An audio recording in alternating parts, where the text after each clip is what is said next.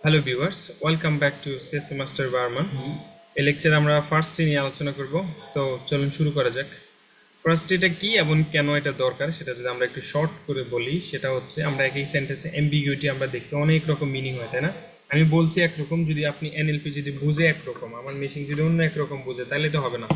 এটার জন্য আমাদের হচ্ছে ভালোভাবে প্রপারভাবে হচ্ছে ফার্স্টের মাধ্যমে এটা সলভ করতে হবে। যেমন আমি এটা একটা প্রবলেম দেখাই। দেখেন এখানে একটা সেন্টেন্সকে কি বলছে, the list all flights on Tuesday. তার মানে কি, মঙ্গলবারের দিন যে যে ফ্লাইটগুলো আছে সেগুলো তুমি এখন লিস্ট করো। আর আবার যদি এটাকে আমি এভাবে চিন্তা করি, লিস্ট অল ফ্লাইটস, সকল ফ্লাইট লিস্ট করো অন টুইসডে, মানে মঙ্গলবারের দিন, মানে এই আজকে মঙ্গলবার, মানে যেই দিন মঙ্গলবার ওই দিন বসে বসে তুমি লিস্ট করো যে কতগুলো ফ্লাইট আছে। আর এটা হচ্ছে তুমি আজকে লিস্ট করো যে কতগুলো ফ্লাইট মঙ্গলবারে যাবে, তাই না? তো দুইটা সেন্টেন্সের মিনিং দুই রকম। এটা চেঞ্জ হয়ে গেছে কি জন্য? ফার্স্টটির উপরে ডিপেন্ড করে। তো এখন আসি আমরা ফার্স্টটিগুলো কিভাবে করব। আমাদের কিরকম থাকবে, আমাদের একটা সেন্টেন্স দেওয়া থাকবে। লেটস সে আমাদের হচ্ছে এরকম একটা সেন্টেন্স দেওয়া আছে, দে আর কুকিং অ্যাপেলস। এটাকে হচ্ছে আমরা ফার্স্টটি করব। তো ফার্স্টটি করার জন্য আমাদের হচ্ছে প্রথম হচ্ছে সেন্টেন্স। এই পুরোটা হচ্ছে কি একটা সেন্টেন্স। সেন্টেন্স হচ্ছে দুই ভাগে ভাগ করব। শুরুতেই এটা ফিক্সড মোটামুটি, একটা হচ্ছে এনপি আর একটা হচ্ছে ভার্ব পি, এই দুই ভাগে। তাহলে এখানে এনপি আর বিপি ভাগ করবো কিভাবে? যেখান থেকে ভার্ব শুরু হয়েছে এই পুরোটা আমরা ভার্ব ফ্রেজ হিসেবে নেব। যেমন এখান থেকে আর থেকে ভার্ব শুরু হয়েছে, আমরা এই পুরোটাকে হচ্ছে কি ভার্ব ফ্রেজ হিসেবে কাউন্ট করব। আর বাকি যেটা থাকলো সেটাকে আমরা নাউন ফ্রেজ। এখন নাউন ফ্রেজের আন্ডারে শুধুমাত্র একটা দে আছে। দেটা কি নাউন নাকি প্রোনাউন? দেটা প্রোনাউন, তাহলে আমরা এটাকে প্রোনাউন লিখবো। প্রোনাউন লিখে দেন এখানে আমরা দে লিখে দেবো। ঠিক আছে, একবারে লিপ নোট আমরা দে লিখে দেবো। এখানে লিখবো দে, আর এটা হচ্ছে একটা প্রোনাউন, আর এটা কার আন্ডারে? নাউন ফ্রেজের আন্ডারে। আর এই নাউন ফ্রেজটা আবার সেন্টেন্সের আন্ডারে। এখন আছে ভার্ব ফ্রেজে কি আছে। ভার্ব ফ্রেজ হচ্ছে আরটা কি ভার্ব?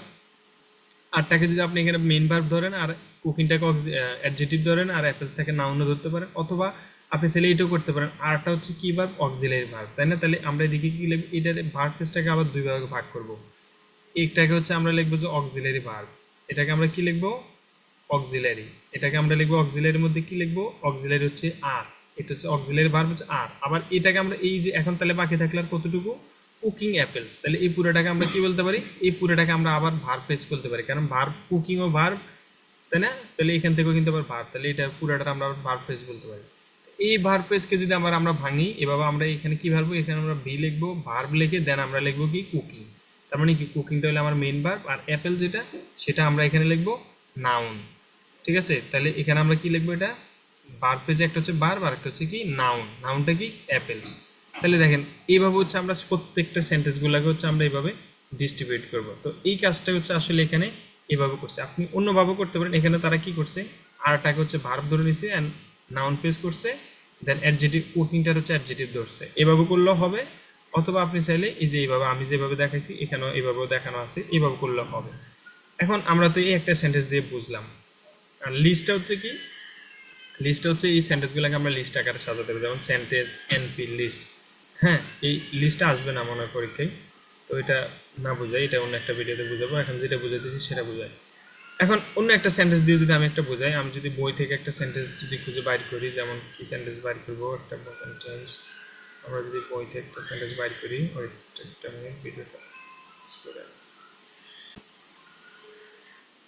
আচ্ছা, একটা সেন্টেন্স আমি বই থেকে পাইলাম, সেটা হলো you give me the gold. ঠিক আছে, এখন এটাকে হচ্ছে আমরা হচ্ছে কি করব, আমরা এটাকে হচ্ছে ভাঙবো। You give me the gold. এখন আপনারা আমার সাথে সাথে এটা করেন, দেখেন।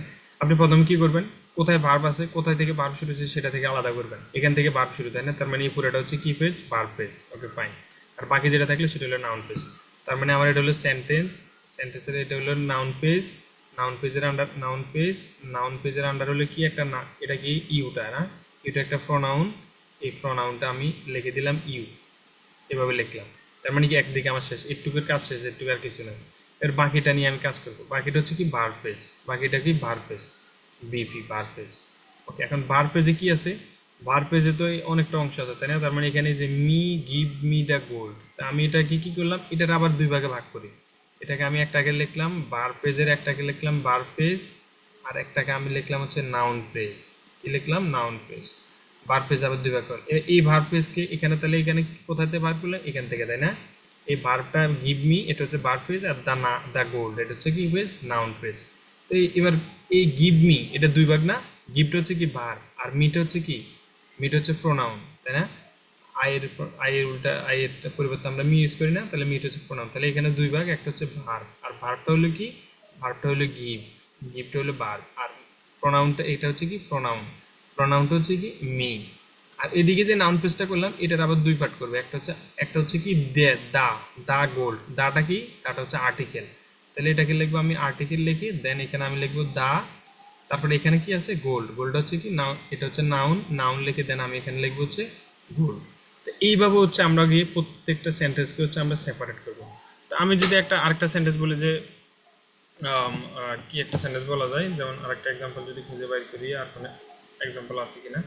আচ্ছা, এখানে এটা একটা ইম্পর্টেন্ট, এরকম কিন্তু এক্সপ্রেশন থাকতে পারে। এরকম এক্সপ্রেশন যখন থাকবে সেগুলো কিভাবে লিখবেন, সেগুলো লেখার জন্য যেমন আমি এরকম যদি একটা আছে, যেমন হচ্ছে এ সমান এক্স প্লাস ওয়াই, ঠিক আছে, এরকম একটা আসলো, বা আবার এখানে একটা ব্র্যাকেটও দিয়ে দিল, তখন এটা কিভাবে করবেন, এগুলা কিভাবে, এগুলোর জন্য আলাদা একটা স্লাইডে আছে আমাদের, যদি আমি ওইটা একটু দেখাই, একটু সময় লাগতেছে, সমস্যা নাই। সেলফ স্টাডি, হ্যাঁ, এটা ডক্টর ফয়সাল স্যারের একটা স্লাইড লেকচার মেক করছে উনি, ওখানে আমি কয়েকটা এক্সাম্পল দেখছিলাম। এখান থেকে যদি আমরা একটু দেখাই, হয়ে গেল এটা না,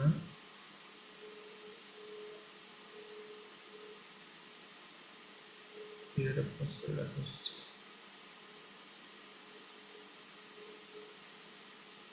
হ্যাঁ, এই যে এটা দেখেন, A is equal to B plus C into A, তার মানে কি A is equal to B plus C into A, এটাকে আমরা করব।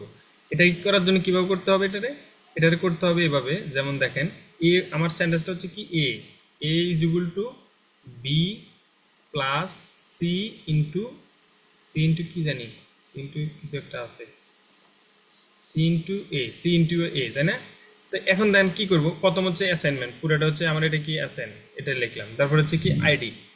তো আইডি মাইডি এগুলো এত কিছু না দিয়ে আপনারা এগুলোকে জাস্ট এভাবে লিখতে পারেন, যে এক্সপ্রেশন 5, আমি এক্সপ্রেশন দিলাম, কিভাবে দিলাম দেখেন, আমি ইএক্সপি লিখবেন প্রথমে, লেখার পরে আপনি এখানে এই দুই ভাগে ভাগ করবেন না, প্রথমে কত আছে এখানে, এটার ইকুয়েশন হচ্ছে এটা 3 প্লাস এত এত, তাহলে প্রথমে আমি এই যে প্লাসটা দিয়ে আলাদা করব, এই মাঝে দিয়ে একটা প্লাস চিহ্ন দিলাম, আর এই পাশে আমি এক্সপ্রেশন দিয়ে নাম্বার দিয়ে কত নাম্বার ডিজিট দিলাম, কত 3, দেন এই প্লাসটা পরে বাকি হইলে কত, আমার এই ফার্স্ট ব্র্যাকেট নিয়ে আলাদা করবো, এবার ফার্স্ট ব্র্যাকেটটাকে আমি একটা এক্সপ্রেশন দিয়ে, এইটাকে হচ্ছে আমি একটা ফার্স্ট ব্র্যাকেট দিলাম, এই এক্সপ্রেশন হচ্ছে আমি একটা ফার্স্ট ব্র্যাকেট দিলাম, দেওয়ার পরে এই মাঝে দিয়ে আবার এক্সপ্রেশনটা নিলাম, এই এক্সপ্রেশন নাম্বার ডিজিট কত 4, আর এই এক্সপ্রেশন নাম্বার ডিজিট কত 2, আর মাঝে দিয়ে এটা কত অপারেটর চিহ্ন দিয়ে এভাবে দিয়ে দিবেন। তো এইভাবে নাম্বারিং যদি আসে সেটাও কিন্তু এইভাবে অ্যান্সার করা যায়, অর্থাৎ আপনি পার্ট বাই পার্ট নাম্বারগুলো আলাদা করে দেবেন। তো এই ছিল ওভারঅল বিষয়, আশা করি বুঝতে পারছেন। ধন্যবাদ সবাইকে, ভালো থাকবেন, আল্লাহ হাফেজ।